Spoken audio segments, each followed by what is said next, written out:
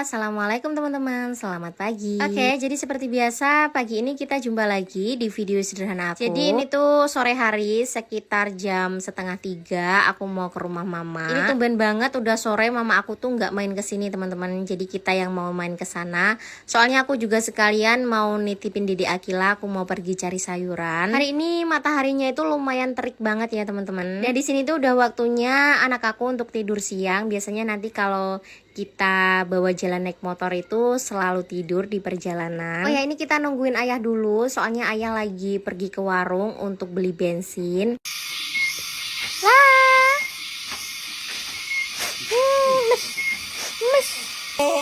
Milo mana? Milo. Lihatin ini, lihatin ibu. Tuh, dadah.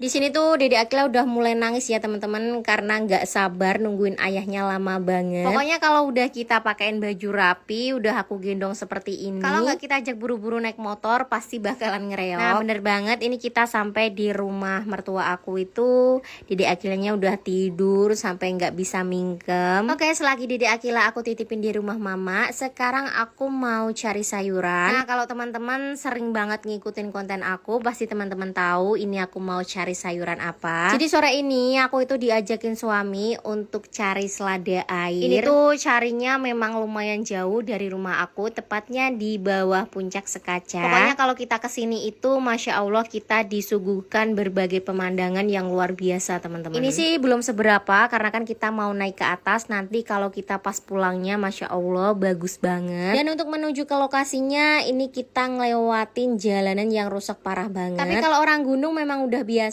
dengan kondisi jalan yang seperti ini. Bisa disebut sebagai makanan hari-hari ya teman-teman, karena kan hampir setiap jalan memang kondisinya seperti ini. Nah bentar lagi kita bakalan sampai di bawah Bukit Sekaca. Sampai di sini tuh hawanya udah beda teman-teman. Ini tuh walaupun panas tapi rasanya tetap dingin. Padahal jaraknya itu nggak terlalu jauh banget dari tempat aku. Tapi untuk kondisi iklimnya memang sudah berbeda, jadi lebih dinginan di bawah Bukit Sekaca sini. Di sini kita disuguhkan dengan hamparan tanaman yang hijau, mulai dari tanaman kopi, ada juga hutan, perbukitan. Aku sukanya cari sayuran ke sini itu ya itu teman-teman, kita bisa sambil menikmati pemandangan. Oh ya, padahal waktu itu aku juga pernah bawa bibit selada air dari puncak sini. Tapi aku belum sempat ngecek untuk tanaman aku itu tumbuh atau enggaknya. Karena aku nanamnya itu di kebun bawah ya teman-teman, di perbatasan antara kebun tetangga, dan lokasinya itu ya lumayan jauh dari rumah, makanya aku takut kalau harus ngecek sendirian. Oh ya, di bawah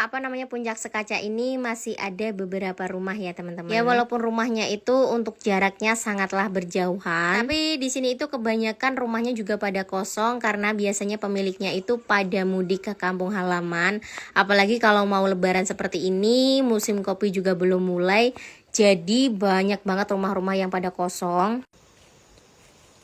Nah, ini buahnya lebat banget teman-teman, apalagi kan sekarang harga kopi itu lagi mahal. Nah kita udah sampai di kebun pemilik sayuran selada. Untuk motornya itu kita parkir di halaman untuk ngejemur kopi, jadi kita ke bawahnya harus jalan kaki ya teman-teman. Ini juga nggak terlalu jauh. Dan aku lihat-lihat buah kopi di sini itu bagus banget daripada di tempat aku. Seperti yang aku bilang tadi, karena di sini itu kan hawanya dingin, apalagi kemarin di tempat aku itu kena musim kemarau sekitar 3 kalau nggak 4 bulan. Kalau di tempat aku itu kemarin banyak banget kopi-kopi yang mati karena kemarau, tapi kalau di sini tuh masih seger-seger teman-teman. Biasanya sih buah kopi itu lebih lebat di hawa dingin ketika musim kemarau. Tapi ketika musim penghujan buah kopi yang paling banyak itu ya di tempat aku teman-teman. Mungkin karena perbedaan cuaca itu ya teman-teman. Ini kita udah sampai di lokasi tempat sayuran. Gak taunya kita sampai sini itu zonk teman-teman, karena selada airnya itu banyak yang mati. Kelihatannya pemilik kebunnya itu habis nyemprot rumput dengan pestisida, jadi biasanya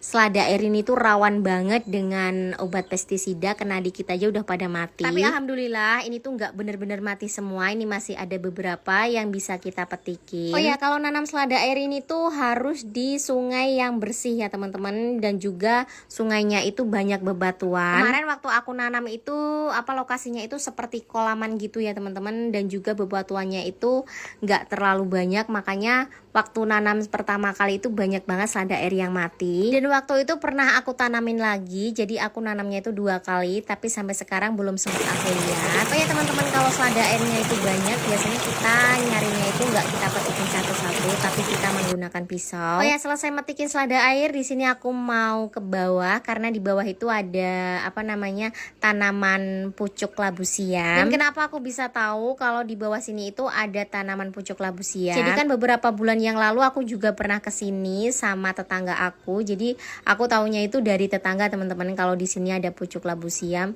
Tapi waktu itu aku kesininya kalau nggak salah pas musim kemarau. Jadi pucuk labu siamnya itu nggak terlalu banyak. Nah, semoga kali ini pucuk labu siamnya banyak ya teman-teman, karena aku juga udah lama banget nggak nengokin. Alhamdulillah banget setelah kita sampai di lokasi tempat sayuran pucuk labu siam, ini tuh lumayan banyak. Pokoknya langsung aja ini kita petikin, ini kita cari yang masih muda. Nah, mungkin sebagian dari teman-teman ada yang belum tahu kalau pucuk labu siam ini tuh juga enak di sayur selain pucuk labu kuning. Untuk lokasinya sendiri ini tuh lumayan susah ya teman-teman, soalnya ini tuh tumbuh di apa namanya sela-sela kayu gitu. Di sini aku juga harus ekstra hati-hati, kalau aku salah ngijek kayu aja, apalagi kayunya rapuh, nanti aku bisa jatuh ke bawah. Jadi bawahnya itu seperti apa lubangan gitu.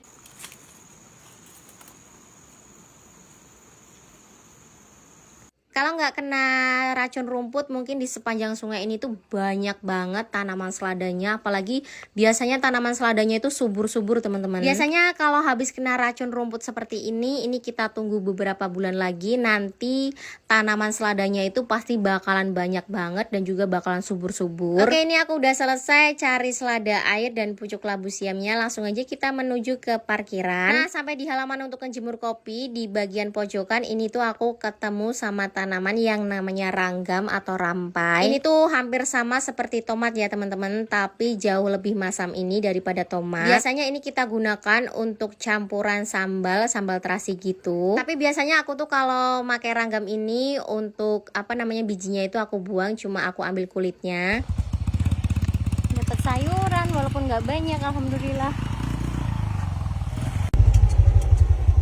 Jadi kita pulangnya lewat ke kiri, sekarang kita ke kanan. Ini wihara ya teman-teman.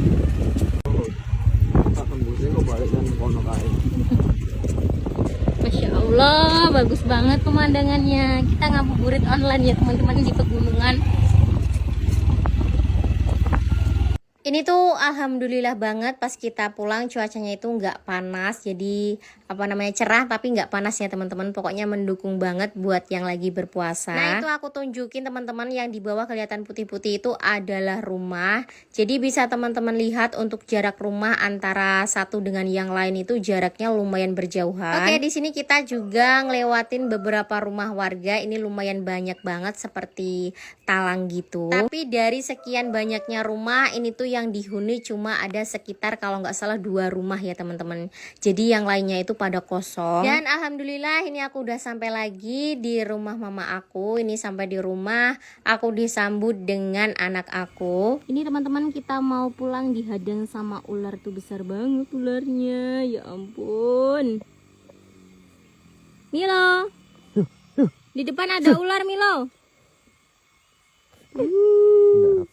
Nah, terkadang dari teman-teman itu kan banyak yang tanya, Mbak misalnya kalau lagi cari sayuran seperti itu suka ketemu sama ular nggak? Aku itu lebih sering ketemu sama ular ketika lagi pulang atau berangkatnya ya teman-teman. Tapi kalau di lokasinya itu alhamdulillah aku nggak pernah ketemu dan juga aku nggak minta ketemu sama hewan yang begituan. Dan ini videonya kita lanjutin lagi di sore hari sekitar jam 5:30 sore. Ini nggak tahu kenapa tiba-tiba anak aku lagi mainan di pojokan seperti itu. Kila ngapain di situ, Nak? Hah? Sini.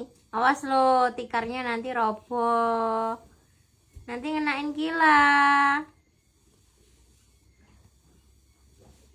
Sini, Nak. Ada tikus lo di situ. Ngapain di pojokan melamun lagi? Apa? Aduh, sakit nggak apa-apa, anak pinter kan. Ayo berdiri lagi, jalan sini. Iya. Ila, Kiting. Kiting babu. Babu. Iya, babu. Babu. Babu, adik babu. Loh, kok mah nyayang? Oh, sayang. Wah. Dadah. Loh, dadah. Cium jauh, cium jauh. Cium jauh. Kok manyun? Cium jauh gimana? Oh, itu cium dekat, nak. Oke teman-teman, kira-kira segitu dulu ya untuk video kegiatan aku hari ini. Pokoknya buat teman-teman jangan lupa ikutin aku terus di video kegiatan berikutnya. Terima kasih.